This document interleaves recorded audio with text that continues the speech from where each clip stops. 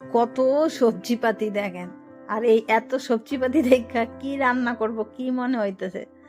হ্যাঁ ঠিকই, সেইটা মনে হইতেছে শুক্তো রান্না করব, কারণ যা যা জিনিস সেইটা শুক্তো রান্না করার জিনিসই সব আনছে। এর জন্য ভাবলাম একটু গরম গরম পড়ছে, শুক্তোটা রান্না করলে বেশ ভালোই লাগবে খাইতে। আর কিভাবে রান্না করলাম সেইটাই আমি দেখাবো। তার আগে আমাদের বাঙালি রান্নার তরফ থেকে আপনাদের সবাইকে স্বাগত জানাই।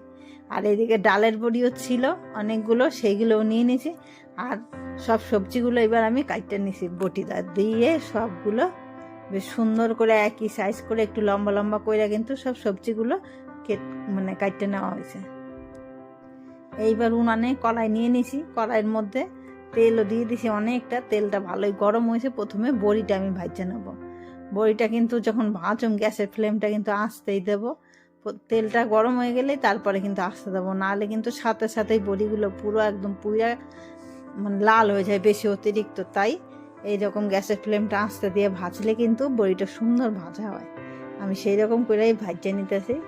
এবার বড়িগুলো ভাজা হয়ে গেছে, কি এবার বড়িগুলো নেবো সব তুললে। এইবার বড়ি তুলে নেওয়া হয়ে গেলে এবার এক এক করে যে সবজিগুলো আছে সেইগুলো সব ভাজতে নেব। আর কীভাবে অনুষ্ঠান বাড়ির মতন হবে, এত সুন্দর খাইতে হবে সেইটাও কিন্তু দেখাবো। আর শুক্তো মনে হয় সব বাঙালির প্রিয়, হ্যাঁ না কোনো লোক নাই যে তাদের প্রিয় না। এর জন্য একটু ভালো করে রান্না করলে আরও যেন বেশি মনে হয় যে আরও খাই আরও খাই। যাই হোক, প্রথমে আলুগুলো নিয়েছিলাম সেইগুলো একটুখানি ভাজে নিলাম। এখন ভাজা হয়ে গেছে পুরো। এবার আলুটা ভাজে নেওয়ার পরে তুলে নিতেছি। এবার আলু তোলা হয়ে গেলে এক এক করে সব যা যা সবজি কাটা হয়েছে সবগুলোই কিন্তু ভাজে নেব।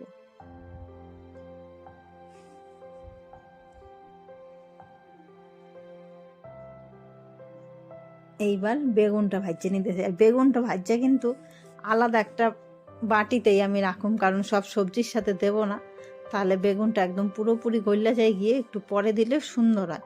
এর জন্য দেখেন বেগুনটা ভাজা হয়ে গেছে, আমি একটা আলাদা বাটিতে বেগুন ভাজাটা রাখা দিতেছি। এইবার বেগুন ভাজার পরে এইবার নিয়ে নেব কাঁচকলা। শীতের দিন এখনো তো পুরোপুরি যায় নাই, কাঁচকলাটা একটুখানি শক্ত শক্ত থাকে। আর গরমের দিনে তো কথাই নেই, এত সুন্দর নরম। তাই আমি একদম কাঁচকলাটা পাতলা পাতলা করে কাটতে নিয়েছি, বেশি বড় বড় মোটা মোটা করে নিই। এবার কাঁচকলাটাও একটুখানি ভাজা নিই।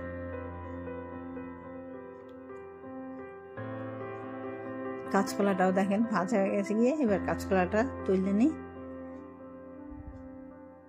আর এই সবজিগুলো ভাজতে কিন্তু বেশ ভালোই লাগে, কত সুন্দর তাড়াতাড়ি ভাজা হয়ে যায় গিয়ে। আর সবজি ভাজা নিলে তরকারির স্বাদটাও কিন্তু আলাদা হয়ে যায় পুরোপুরি একদম। এইবার যেটা মেন সেটা হচ্ছে উচ্ছে। উচ্ছেটাও ভাজা নিতে আছে একটুখানি লাল লাল করে। এইবার হচ্ছে পেঁপে।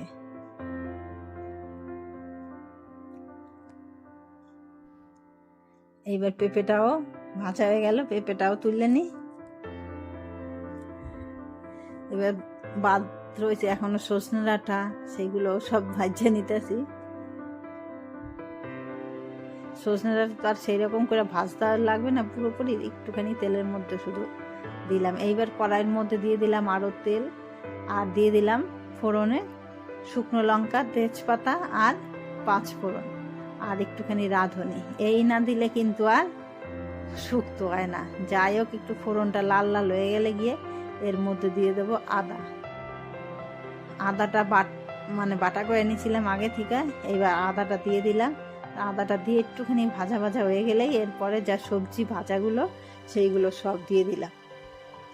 এইবার এইটা একটুখানি 2 থেকে 3 মিনিট মতন নাড়াচাড়া করার পরে, যেহেতু সবই ভাজা, এর মধ্যে এবার যা যা লাগবে সেইগুলো দিয়ে দেবো। এর মধ্যে দিয়ে দেবো পরিমাণ মতো নুন। নুনটা ভাজার সময় একটুখানি দিয়েছিলাম, তাও যেহেতু সবজির পরিমাণটা অনেকটাই, তাই একটুখানি নুনটা বেশি লাগবে। দিয়ে দিলাম 2 থেকে আড়াই চামচ নুন, আর চিনি দিয়ে দিলাম একটুখানি বেশি করে। আর দিয়ে দিলাম সামান্য একটুখানি হলুদ। হলুদ এখানে না দিলেও হয়, কিন্তু একটুখানি সামান্য একদম 1 চিমটে এরকম দিলে কিন্তু শুক্তোটা খুব সুন্দর দেখতে লাগে কালারটা। এইবার সব কিছু দিয়ে ভাজা হয়ে গেছে, এর মধ্যে দিয়ে দিলাম এবার গরম জল। ঠান্ডা জল দিলে কিন্তু ততটা ভালো লাগে না, গরম জলই দিতে হবে। এবার গরম জল দিয়ে দিলাম। এইবার গরম জল দিয়ে দেবো একটুখানি ঢাইকা। 5 থেকে 6 মিনিট মতন। সবজি প্রায় আমার সেদ্ধ হয়ে গেছে গিয়ে, তাও একটুখানি ঢাইকা দিতে লাগবে। আর দিয়ে দিলাম কাঁচা লঙ্কা। দেখেন কত সুন্দর সব সেদ্ধ হয়ে গেছে গিয়ে, আবার কালারটাও সুন্দর হয়েছে। এইবার এক এক কইরা এর মধ্যে যাইবে গিয়ে সব জিনিস। দেখেন বড়ি ভাজা দিয়ে দিলাম, বেগুন ভাজা দিয়ে দিলাম। অনেকে আবার পরেও ফোড়ন দিতে পারেন, কিন্তু আমি একবার এই ফোড়নটা দিয়ে দিলাম। আর এর মধ্যে দেব এইবার হচ্ছে কি, এটা পোস্ত বাটা। আর এর মধ্যে সামান্য একটুখানি রাঁধুনি বাটাও দিয়েছিলাম। রাঁধুনি বাটা দিলে না এত সুন্দর লাগে, গন্ধটাও সুন্দর আসে, আবার খাইতেও একটা স্বাদ আসে, আলাদা টেস্ট। এইবার দিয়ে দেবো এর মধ্যে কাঁচা দুধ। কাঁচা দুধ না দিলেও তো টেস্ট হয়, কাঁচা দুধ না সরি দুধটা কিন্তু আমার জাল দেওয়াই ছিল। দুধ দিয়ে দেবো। এইবার দুধ দেওয়ার পরে শেষে দিয়ে দেবো ঘি। ঘি না দিলে কি আর হয়, দেখেন ঘরেই বানাইছি আমি ঘি, এত সুন্দর গন্ধ। এবার একটুখানি জাল দিয়ে ফুটাই নিতেছি। আর এটা এতটাই ঝোল দেখা যাইতেছে, কিন্তু একটু পরেই ঝোলটা পুরোপুরি ঠান্ডা যাইবে, একটুও থাকবে না। তাই একটুখানি ঝোলটা থাকাকালীন আমি নামাই নিতেছি। দেখেন কেমন লাগছে আজকের রেসিপিটা। ভালো লাগলে অবশ্যই একটা লাইক আর সাবস্ক্রাইব করে দেন।